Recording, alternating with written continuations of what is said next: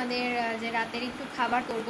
তো আজকে সকালে সেরকম কিছু তো রান্না করিনি, মানে ভীষণ তোমাদের বললাম ব্যস্ততার মধ্যে দিয়ে দিন কেটেছে, সারা দিনটাই প্রায়। তো শুধু ডিমের ঝোল আর ভাত করেছিলাম, আর তেমন কিছুই করিনি।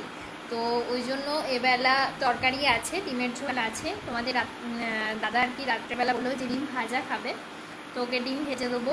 আর ভাবছি একটু পেঁয়াজ পোস্ত করব। অনেক দিন আগে একবার করেছিলাম বিয়ের পর, তাই জন্য আজকে আবার মনে হলো যে একটু করি। তো সেভাবে পেঁয়াজ পোস্ত হয় না, আলু পোস্তটাই বেশি হয়, কিন্তু শুকনো শুকনো দেখবে পেঁয়াজের সঙ্গে একটু পোস্ত মাখা মাখা করে গরম ভাতে খুব ভালো লাগে। তো সেটাই আজকে হচ্ছে একটু রাত্রেবেলা করব। তো তাই জন্য দেখো এখানে পোস্ত সব কিছু ভিজিয়ে রেখেছি, কাঁচা লঙ্কা শুকনো লঙ্কা দিয়ে একটু বাদে বাটবো। আর হচ্ছে গিয়ে এখানে দেখো পেঁয়াজ আর একটা সামান্য আলু দেবো, মানে একদম জিরি জিরি করে খেতে, না তাহলে ভালো লাগবে। তো সেই জন্য একদম মানে শুধু পেঁয়াজটা দেবো না, যদি মানে অ্যাসিড হয়ে যায়। তোমাদের দাদা বলে যে পাড়া একটা ছোটো পাড়া একটু চিড়ে চিড়ে করে ঘষে দেবে, খেতে টেস্ট হবে। তো সেই জন্য ওর মধ্যে দেবো, পেঁয়াজটাই বেশি থাকবে।